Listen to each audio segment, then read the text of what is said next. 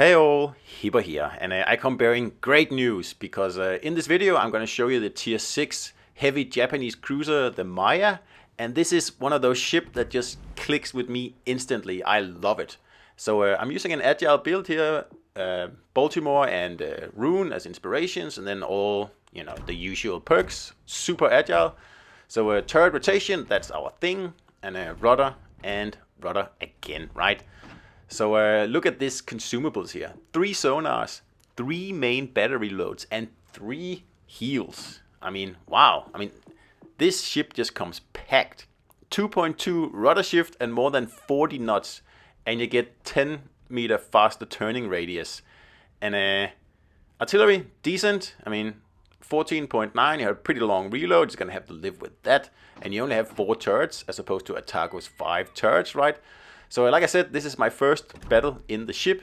It's not a spectacular battle or anything like that, but it did tell me right off the bat that I'm going to love this ship here. And I know that for a fact. I've played this game for 4 years. I have 2,500 Atago battles, and I love it. I think it is an excellent addition. And it's not because it's just an agile cruiser. I mean, we have plenty of agile cruisers. But the thing that, separates this ship from all the other, pretty much all the other agile cruisers in the game, is that it's tier 6. So the tier is the main reason I'm so excited about this ship here, because it allows me to take the agile cruiser gameplay, which I love, down from tier 7 and down to tier 6 instead. And wow, what a difference, because down here I get to face ships I don't really play against when I play at tier 7, tier 8 or legendary tier, right? So I can be matched up against tier 5s and also tier 7s, of course, and obviously tier 6s. So it's a whole new experience for someone like me who never really plays any ships below tier 7 these days. I play the occasional, Hierga or Exeter at tier 5, but that's about it. And there aren't really any real agile cruisers below tier 7. There are a few, wannabes, but they aren't really worth it. But Maya certainly is worth it. Like, this is pretty much an Atago. It doesn't have the same armor as Atago does. You're gonna have to live with that, right?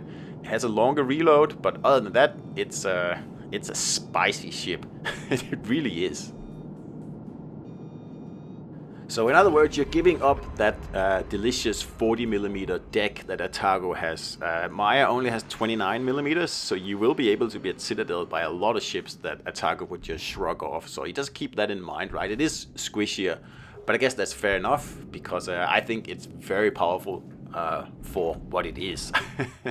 And one thing that I'm particularly excited about is that you get to keep those fantastic Atago torpedo launchers, right? You got 4 of them. Like, it's nuts. And they are in the same arrangement as on Atago. So you don't have the Mogami version where you have to fire your torps backward. Like, Maya can fire in sort of an X configuration, which is one of the things that I really love about Atago, which turns it into an aggressive cruiser and not a, duking back and forth, engine cruiser. And that's why it's fun, and that's why I'm so excited to be able to play that way at a new tier, like a brand new tier for me, basically. I don't really spend any time down here, like I said, until now, because, well, most certainly I will be spending more time at tier 6 now. And this is what we want in the game. This is what we need.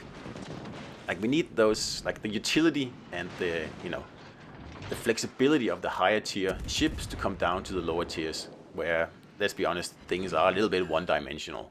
So look at that. 3 torp hits, and that Heinrich is pretty much done for. I mean, it's just a very, very satisfying ship. And of course, I've played more battles than just this one here I'm showing you here. But like I said, this is my first battle, and you can see what an agile powerhouse this thing is here. It's pretty amazing, really.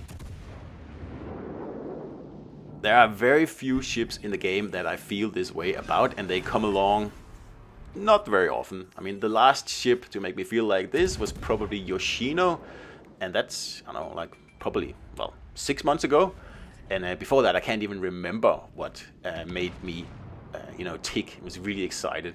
see that Conqueror's there. All he's doing is sitting there waiting for me. But no luck for you.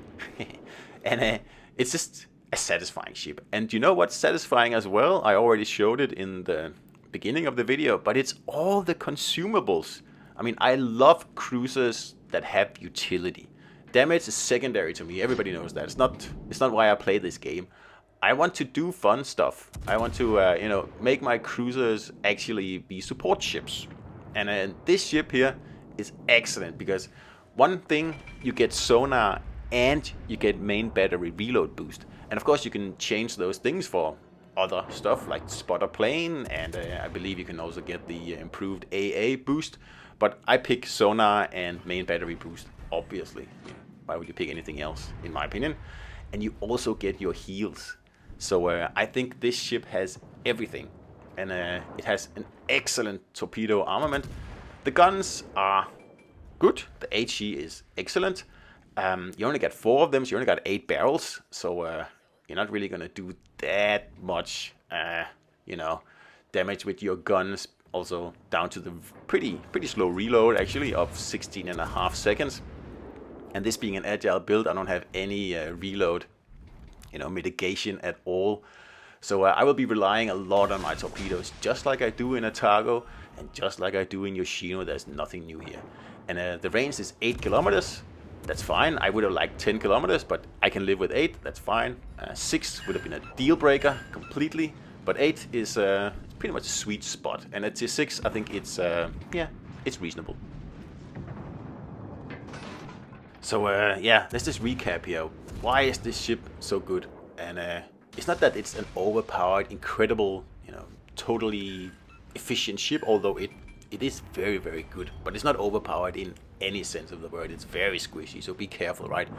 But what the main reason is for my joy of this ship is that it is at tier 6. And like I said in the beginning, it allows me to take my high-level commanders and actually use them down here at you know, the middle tiers. And that's something I've been waiting to do for a very, very long time. And I've never had any ships down here where it wouldn't really make sense. Like the special premium Algerie would be an exception at tier 6. I think that's the only one, really. But Maya just totally blows that ship out of the water. It's a really good ship. So the way that Maya allows me to play cruisers the way that I like, as you saw in the beginning, well, the whole video here, I guess, like, it's fast, it's agile. You get in there, you grab the cap right off the bat, and then you defend it. And then if you're getting overrun, it's very easy to kite away and you know, whittle down the enemies in this ship here. And that's my favorite way of playing. It really is. And I'd say that if I didn't know any better, this ship was pretty much built for me, more or less. So here I'm hoping the Congress is going to come around one of these corners here. So I'm just prepping with a few torps. And here's the ship I don't really see a lot because I always play tier 7 and above. I think I see it once in a while. And it's nice to actually be paired up with some other ships and also some other maps, by the way, down here at tier 6. For example, Fault Line would be something I would be able to play again. It's a map that I love, and that's a good thing. So just buying this premium ship here gives you a lot of new content, if you're like me. It's not really new content, but it's different content, right? So we're here, we're just farming a little bit of XP, just resetting these guys here, thinking they can cap. Obviously, that's not going to happen. Now, I haven't tried to remove the first rudder in the first slot and then put the acceleration boost in there instead. I don't think it's going to work that well. I tried it on Atago, I kind of like it, but I think the rudder will just be too slow on Maya to be able to do that. Because I tried removing it, and I think the rudder went to 3.5 seconds or 3.8 seconds or something like that, and that's far too much. I can live with 2.8 on Atago, but I cannot live with 3.5 or 3.8, whatever it is, because then the whole point of Maya disappears. And I think I will keep this build here as my Maya build, at least for the foreseeable future, until something changes. So we finally got rid of that annoying Congress there. Like, all he was doing, just sitting there behind the island, taking pot shots at me. So now we can obviously push in. There's only 2 reds left. So yeah, it's pretty much a victory. And I mean, done pretty well here for a ship that I've never played before. Like 2 kills, solo cap, 81,000 damage. Not amazing, but also not bad. You know, it's not like I totally ruled this battle here or anything like that. My team did well. We all did well, and we pushed the Reds back, and we won. So that's what you want, right? You don't want those battles where like there's just too many potatoes, either on your team or the red team, and the battle just turns into, you know, I don't know, like kindergarten play. So we're approaching the end of the battle here, and obviously I think you can, you know, understand from this video that I am very I'm very positively minded towards this ship. Let's put it like that. It's a tier 6 Atago, a slightly squishier tier 6 Atago, but you do get a main battery reload boost to make up for it, and that's just fantastic. I think it's an excellent ship, and I think it's a perfect fit for the tier. And like I said a few times, it also really allows me to use my builds and my high-level commanders down here in the middle tiers, and that's, like I said that probably 100 times now, but that's the main reason for purchasing this ship here. So should you purchase this ship? Absolutely. I think no matter what, you should get it. But if you like Atago, if you like agile cruisers, you don't have to play it with an agile build, of course, but it works really well with one. You should buy it. I think it is a must-have. There aren't many must-have premium ships in the game, to be honest. There really aren't. And it does have a long reload, and it is a little bit squishy. It is no Atago, but other than that, it is a joy to play, and I really enjoy it. So I wholeheartedly recommend it. If you only play, you know, buy one premium like this year, I guess, like excluding Christmas, there's probably some good ones there, then I would definitely pick this one.